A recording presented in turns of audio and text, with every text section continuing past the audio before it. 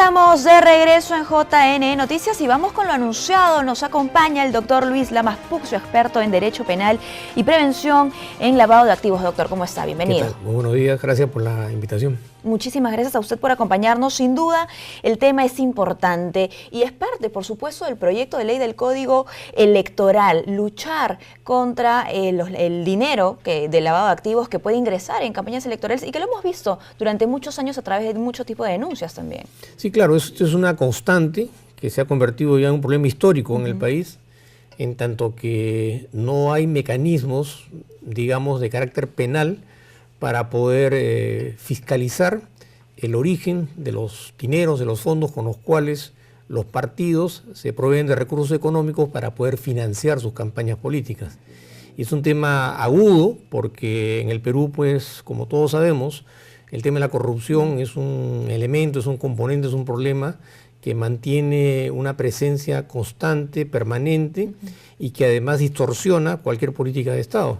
Entonces, mientras no se pueda fiscalizar el origen del dinero con el que se financian las campañas políticas, estamos acá frente a un problema que no tiene solución.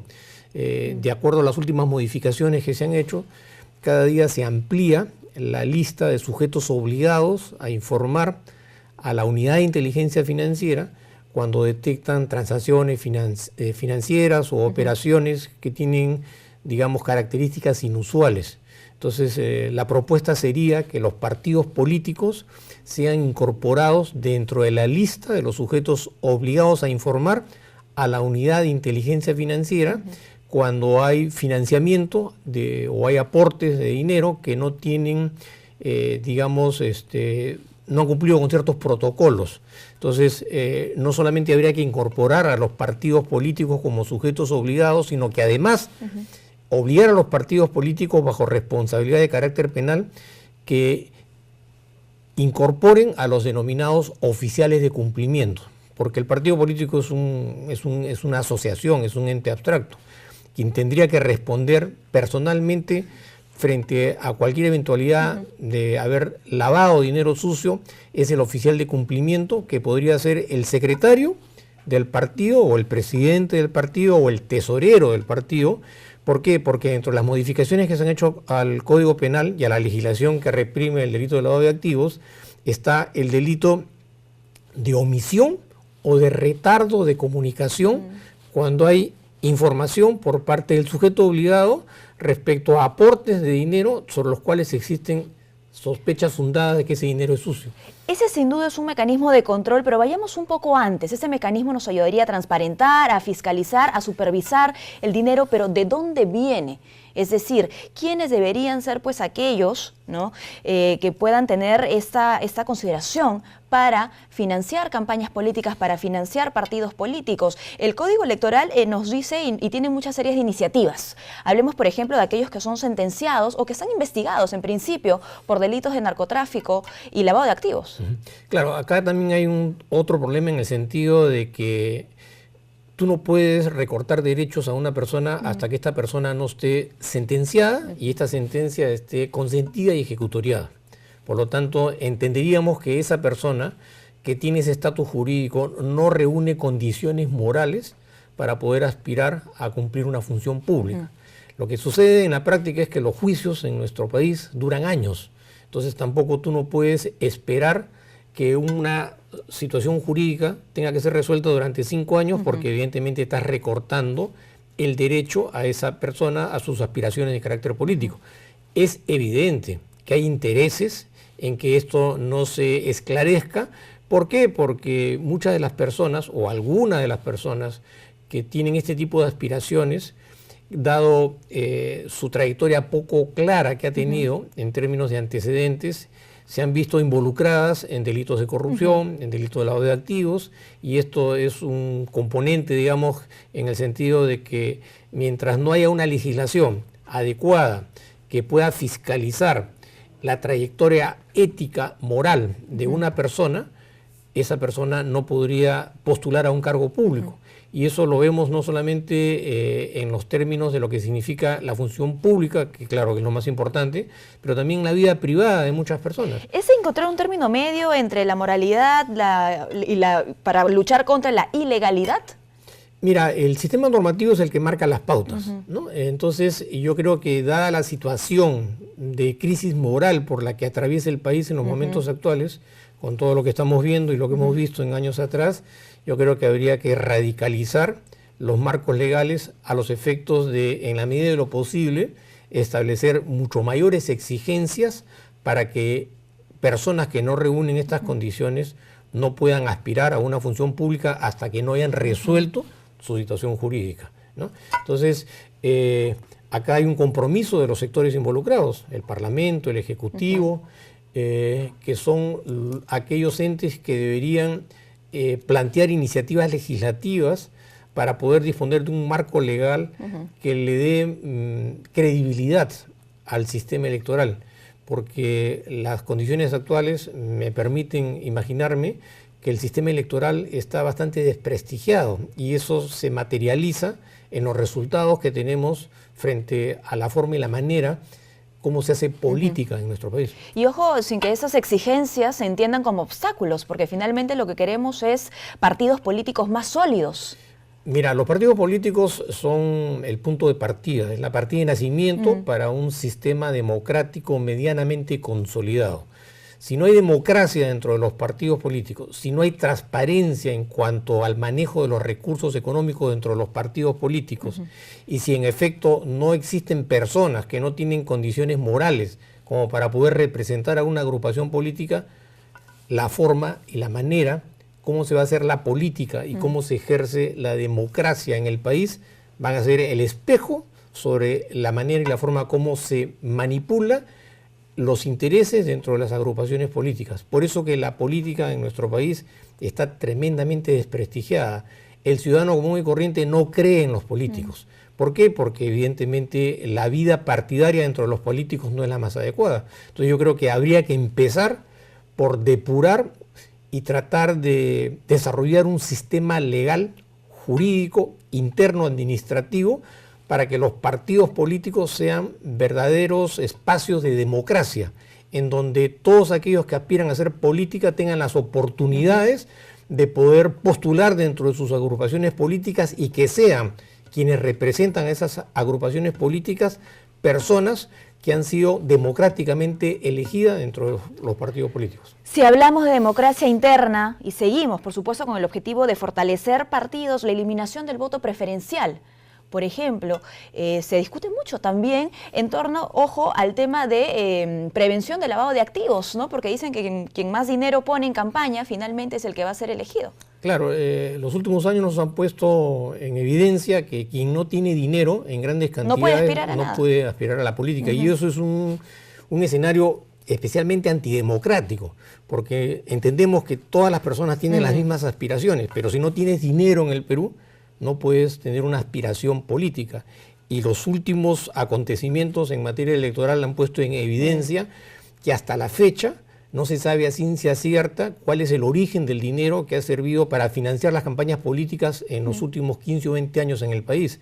Hay una serie de investigaciones sobre el lavado de activos que hasta la fecha nadie conoce los resultados, pero lo real y lo concreto es que se manipula muchas veces a través de la publicidad partidaria y eso tiene costos económicos. Entonces sería interesante, en aras de consolidar la democracia y el acto electoral, que se conociera a ciencia cierta cuál ha sido el origen de estos dineros y que además se establezcan estos mecanismos legales, como te acabo de explicar, para poder hacer que los fondos, el financiamiento de las campañas políticas sea absolutamente transparente. Porque desde mi opinión personal yo creo que ahí está el origen no solamente de la crisis partidaria, electoral o democrática, sino también una de las razones que fomentan y propician esta historia de corrupción en el Perú en los últimos años, ¿no? O sea, mientras no haya partidos transparentes, no puede haber transparencia en la democracia. Y el tema de la corrupción, en los términos como lo estamos vinculados, está ligado al tema electoral, al tema partidario y aquellas personas que nos representan y en los momentos actuales cumplen funciones públicas. Por supuesto, hay una práctica que se va arrastrando. Es ¿no? un círculo Desde sus vicioso. inicios, exacto. Hoy por ti, mañana por mí. ¿Qué sucede con el dinero proveniente quizá de gobiernos extranjeros, de partidos extranjeros, dinero que puede venir de empresas? ¿Cuánto dinero debería entrar, debería o no debería entrar en una campaña política, un partido político? Yo creo que las donaciones es importante porque no se puede hacer vida política ni partidaria si es que no hay publicidad, no hay campañas políticas, y las campañas políticas cuestan dinero. El tema no va tanto por ese lado, sino respecto al origen. Cuál es la naturaleza de este dinero que de manera subrepticia, soterrada y encubierta, bajo el cuento de que se trata de donaciones o se trata de polladas, ¿no? Sirven para financiar campañas políticas. Yo creo que habría que reglamentar, por eso que creo que tan importante como reglamentar es evitar que ese dinero provenga de actividades ilícitas o encubiertas. Por eso que así como hay que reformular todo el sistema electoral, todo el sistema normativo de naturaleza partidaria, también es importante darle un enfoque en materia de prevención del lavado de activos, ¿no? Entonces, estableciendo oficiales de cumplimiento dentro de los partidos, otorgándoles responsabilidades penales y establecer que los partidos políticos en el Perú son sujetos obligados a informar a la Unidad de Inteligencia Financiera, por lo menos en un primer momento se habría dado un paso sustancial, no solamente para depurar y consolidar la democracia en el Perú, sino también para luchar y prevenir el lavado de activos. La falta de administración al interior de un partido político, por ejemplo, ahora que hablamos de elaborar informes, ¿no? Transparentar resultados, ¿podría afectar o ir en contra justamente de ese tipo de modificaciones, iniciativas en la norma? No, porque justamente las políticas de prevención del lavado de activos, tanto en cuanto al oficial de cumplimiento o el sujeto obligado, entre otras cosas, abordan el tema de la contabilidad de los sujetos obligados a informar. O sea, en otras palabras, tú para poder prevenir no lo puedes hacer si no es que no tienes un sistema contable absolutamente depurado, transparente y claro, porque eso es la mejor muestra que te va a permitir mostrar ante las entidades estatales y la opinión pública que el manejo contable de tu agrupación política es absolutamente transparente. Y de esa forma, digamos, contribuimos en esclarecer el origen de ese dinero y en luchar contra la corrupción. Hay que entender la importancia también de relacionar estos dos temas que estamos discutiendo, ¿no? La lucha contra la corrupción, así como la prevención en lavado de activos, porque cuando se pone en la mesa el proyecto de ley del Código Electoral, hay mucha aprobación, hay mucho consenso de parte de nuestras autoridades, pero cuando hablamos de lavado de activos no se pone la firma. Bueno, en realidad estamos acá frente a una doble moral. Una cosa es lo que se dice hacia afuera y otra cosa es lo que se piensa hacia adentro. Es fácilmente entendible que hay sectores interesados política y partidariamente para que no se fiscalice el origen del dinero con el que se financian los partidos y la campaña política. Entonces, yo creo que acá hay que asumir una actitud de liderazgo. Hay alguien, tiene que ser un funcionario, el presidente de la República o el presidente del Congreso o la presidenta del Congreso, tendrían que ser los funcionarios que tomaran estas iniciativas de una manera seria para que en efecto se disponga de un marco normativo que permita prevenir y luchar contra la corrupción, porque es muy fácil hablar, ¿no? E incluso hay sectores interesados que no les interesa que la corrupción desaparezca y que utilizan la lucha contra la corrupción como un mecanismo de consolidar un espacio político en beneficio de sus propios intereses. Y lo demuestra la historia del Perú en los últimos años. ¿Cuántos esfuerzos, cuántas declaraciones se han dicho y se siguen diciendo de luchar contra la corrupción? Y sin embargo la corrupción cada vez que aparece pone en evidencia procedimientos más sofisticados que no solamente comprometen la política del Estado y a la función pública, sino también a los sectores privados. Entonces parecería que hay un interés entre el sector público determinado y algunos sectores empresariales para que este mecanismo siga en juego y de esta forma se esté engañando a la opinión pública de que estamos luchando contra la corrupción y cada cierto tiempo aparecen nuevos acontecimientos en materia de corrupción. Podría parecer que son engañados, pero no hay que subestimarlos tampoco. No se puede subestimar al elector, al ciudadano, porque ellos mismos han revelado en una encuesta, ¿no?, que el principal problema en nuestro país es la corrupción. Claro, pero en segundo lugar, la seguridad ciudadana, ¿no? Pero en primer lugar, la corrupción. Entonces saben, ¿no?, que algo está mal y esperan acciones concretas de lucha.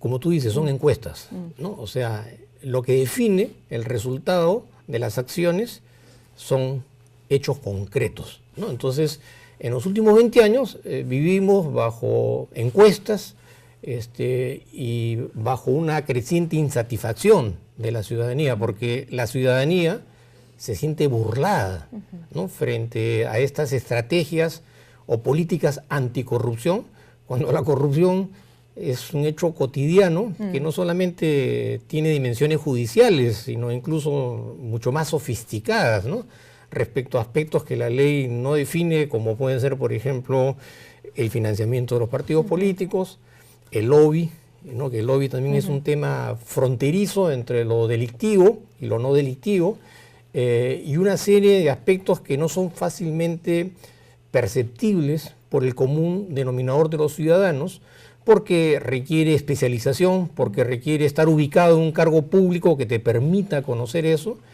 y porque al final de cuentas nosotros los ciudadanos vivimos imbuidos en una serie de problemas cotidianos como el que tú acabas de señalar, que es el tema de la seguridad ciudadana, ¿no? Entonces yo creo que hay que sincerarse, ¿no?, ante la opinión pública respecto a iniciativas que no solamente sean declaraciones, sino hechos concretos y que se materialicen en normas, en leyes, que se aprueben, que se promulguen y que se apliquen. Por supuesto, y que sean de fácil aplicación, porque eso también es lo que se discute, ¿no?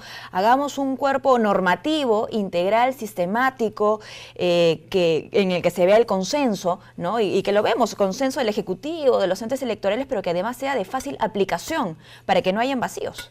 Yo creo que también eso es fundamental, porque muchas veces el sistema jurídico normativo es tan enredado que se requiere un conocimiento muy especializado, que incluso en algunos casos ni los mismos expertos disponen de esa capacidad, porque en el Perú lo más fácil es promulgar leyes.